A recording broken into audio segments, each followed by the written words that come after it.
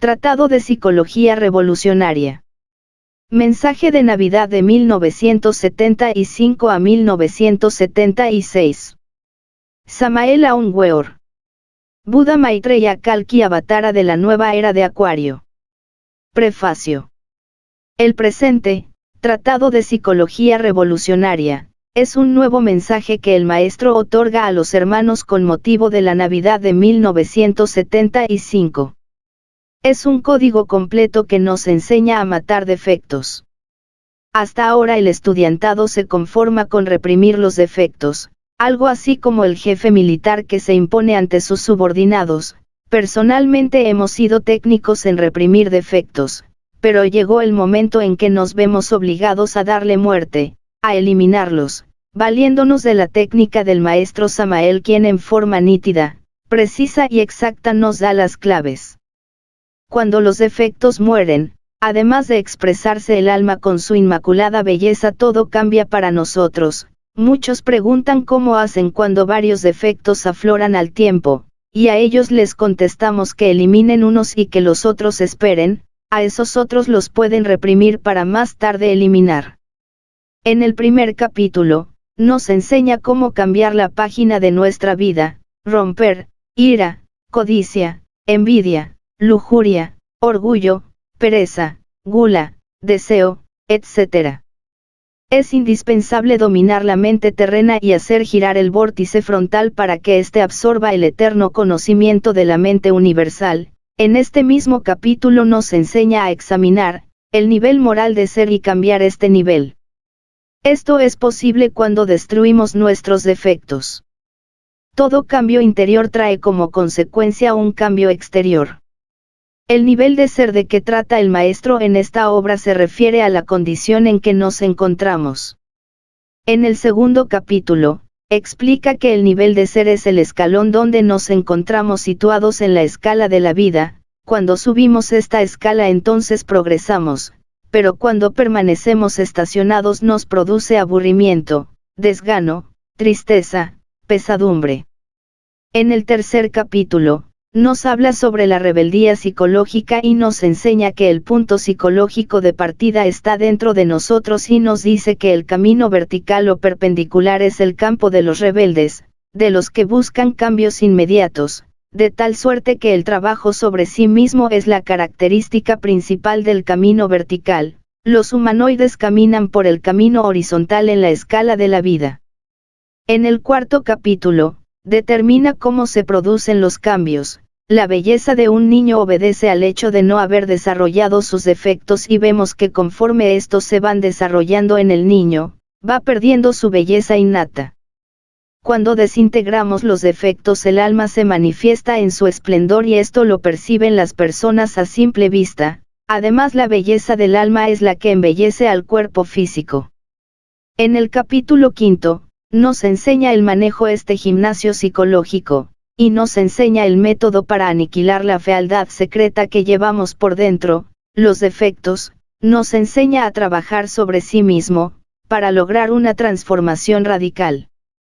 Cambiar es necesario, pero las gentes no saben cómo cambiar, sufren mucho y se contentan con echarle la culpa a los demás, no saben que únicamente ellos son los responsables del manejo de su vida.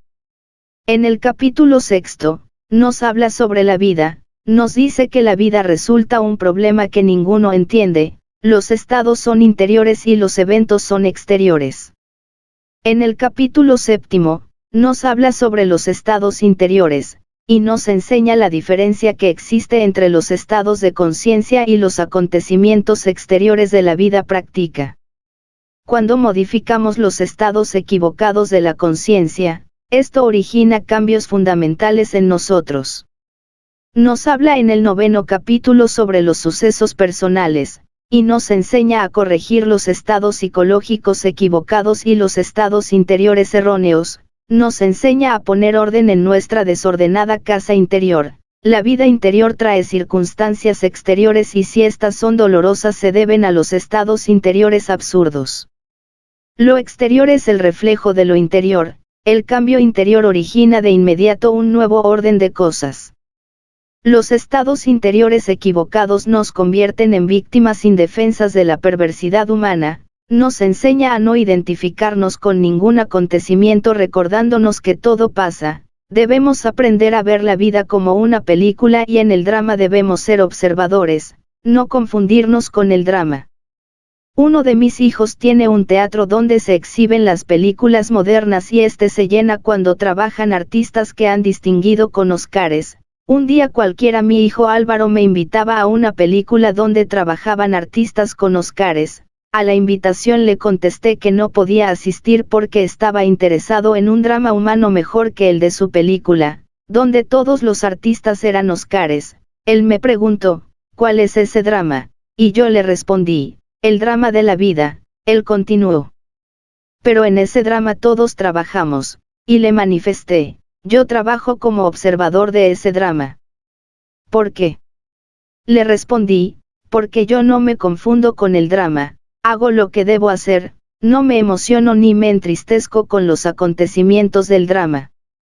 En el capítulo 10, nos habla sobre los diferentes yous y nos explica que en la vida interior de las personas no existe trabajo armonioso por ser una suma de yous.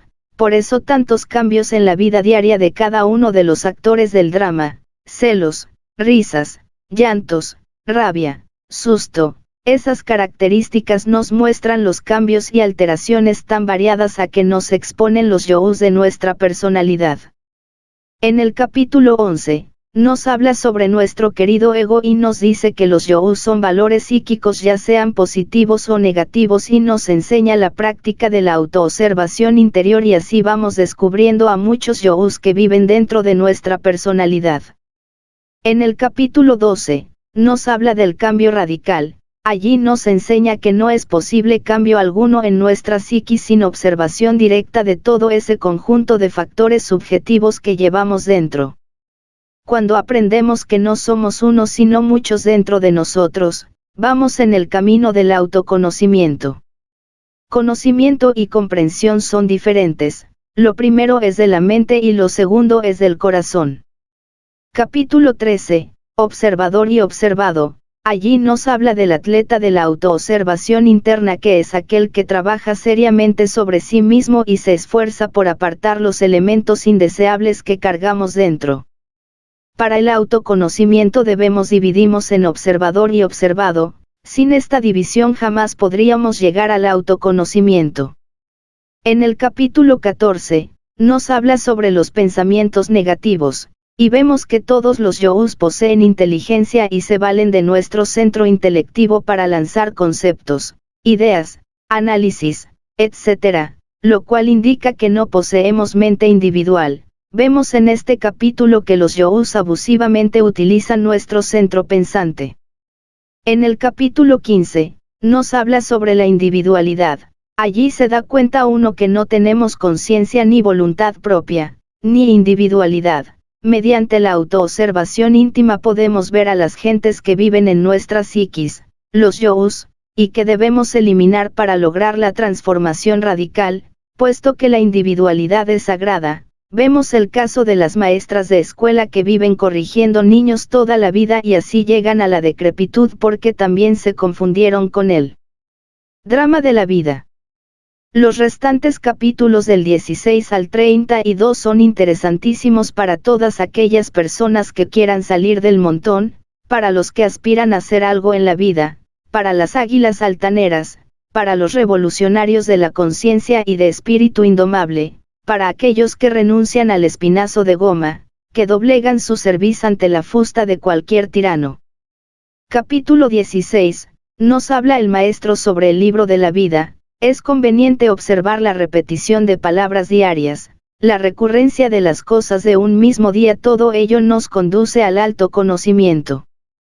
En el capítulo 17, nos habla sobre las criaturas mecánicas y nos dice que cuando uno no se autoobserva no puede darse cuenta de la incesante repetición diaria. Quien no desea observarse a sí mismo tampoco desea trabajar para lograr una verdadera transformación radical. Nuestra personalidad es solo una marioneta, un muñeco parlante, algo mecánico, somos repetidores de sucesos, nuestros hábitos son los mismos, nunca hemos querido modificarlos. Capítulo 18. Se trata del pan supersubstancial. Los hábitos nos mantienen petrificados. Somos gentes mecánicas cargados de viejos hábitos. Debemos provocar cambios internos. La autoobservación es indispensable. Capítulo 19. Nos habla del buen dueño de casa. Hay que aislarnos del drama de la vida. Hay que defender el escape de la psiquis. Este trabajo va en contra de la vida. Se trata de algo muy distinto a lo de la vida diaria. Mientras uno no se cambie interiormente, será siempre víctima de las circunstancias. El buen dueño de casa es aquel que nada contra la corriente. Los que no quieren dejarse devorar por la vida son muy escasos. En el capítulo 20, nos habla sobre los dos mundos, y nos dice que el verdadero conocimiento que realmente puede originar en nosotros un cambio interior fundamental, tiene por basamento la autoobservación directa de sí mismo. La autoobservación interior es un medio para cambiar íntimamente. Mediante la autoobservación de sí, aprendemos a caminar en el camino interior. El sentido de autoobservación de sí mismo se encuentra atrofiado en la raza humana, pero este sentido se desarrolla cuando perseveramos en la autoobservación de sí mismo, así como aprendemos a caminar en el mundo exterior. Así también mediante el trabajo psicológico sobre sí mismo aprendemos a caminar en el mundo interior. En el capítulo 21, nos habla sobre la observación de sí mismo, nos dice que la observación de sí mismo es un método práctico para lograr una transformación radical. Conocer nunca es observar, no hay que confundir el conocer con el observar. La observación de sí, es un 100% activa, es un medio de cambio de sí, mientras que el conocer que es pasivo no lo es. La atención dinámica proviene del lado observante, mientras los pensamientos y las emociones pertenecen al lado observado. El conocer es algo completamente mecánico, pasivo, en cambio la observación de sí es un acto consciente. En el capítulo 22, nos habla de la charla, y nos dice que verifiquemos, o sea, eso de hablar solos es dañino, porque son nuestros yo's enfrentados unos con otros. Cuando te descubras hablando solo, obsérvate y descubrirás la majadería que estás cometiendo. En el capítulo 23, nos habla del mundo de relaciones, y nos dice que existen 3 estados de relaciones, obligantes con nuestro propio cuerpo, con el mundo exterior y la relación del hombre consigo mismo, lo cual no tiene importancia para la mayoría de las gentes. A las gentes solo le interesan los 2 primeros tipos de relaciones. Debemos estudiar para saber con cuáles de estos 3 tipos estamos en falta. La falta de eliminación interior hace que no estemos relacionados consigo mismo y esto hace que permanezcamos en tinieblas. Cuando te encuentres abatido, desorientado, confundido, recuérdate a ti mismo y esto hará que las células de tu cuerpo reciban un aliento diferente. En el capítulo 24, nos habla sobre la canción psicológica, nos dice sobre las cantaletas, la autodefensa, el sentirnos perseguidos, etc., el creer que otros tienen la culpa de todo cuanto nos sucede, en cambio los triunfos los tomamos como obra nuestra, así jamás podremos mejorarnos. El hombre embotellado en los conceptos que él genera se puede volver útil o inútil. Esta no es la tónica para observarnos y mejorarnos. Aprender a perdonar es indispensable para nuestro mejoramiento interior. La ley de la misericordia es más elevada que la ley del hombre violento. Ojo por ojo, diente por diente. La gnosis está destinada a aquellos aspirantes sinceros que verdaderamente quieren trabajar y cambiar, cada cual canta su propia canción psicológica.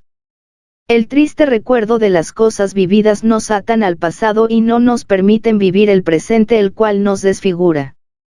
Para pasar a un nivel superior es indispensable dejar de ser lo que se es. Sobre cada uno de nosotros hay niveles superiores a los que hemos de escalar.